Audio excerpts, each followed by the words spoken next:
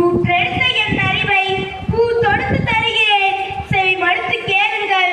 இதோ உங்கள் முன் பேச எனக்கு வழங்கப்பட்ட தலைப்பு எனது பள்ளி. 10 மாதம் சுமந்து பெற்ற தாய் கூட பத்திரமாக விட்டு செல்வது பள்ளியில்தான்.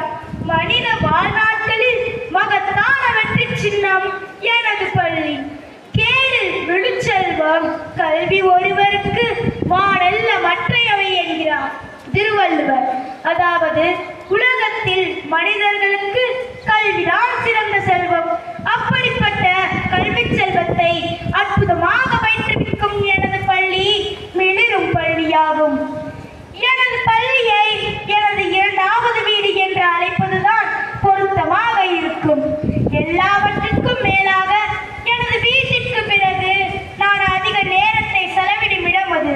அது மட்டுமில்லாமல் என் பள்ளியில் உள்ள சூழ்நிலை எனக்கு வீட்டில் இருப்பதை உணர வைக்கும் அளவுக்கு வசதியாக இருக்கிறது. நான் அப்போதும் என் பள்ளிக்கு செல்வதை விரும்பினேன். அதற்கான வாய்ப்பை ஒருபோதும் தவறவிடவில்லை. என் பள்ளியில் படிக்கும் மாணவர்கள் நல்ல அறிவாற்றல் உடையவர்களாகவும் நாளைய சமுதாயத்தின் தூண்களாகவும் இருப்பார்கள்.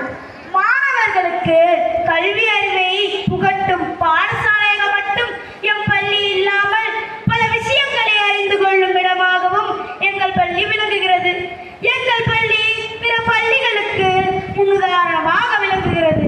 சிறந்த கல்வி, பள்ளியினை சுத்தமாக வைத்தல், மாணவர்கள் தன் சுத்தம், கூட்டு உடற்பயிற்சி, கலை நிகழ்ச்சிகள், பசுமை வளாகம், நெகிழி இல்லா பள்ளி வளாகம் போன்ற இயக்கங்கள் மூலம் எங்கள் பள்ளி மிளிரும் பள்ளியாக சிறந்து விளங்குகிறது.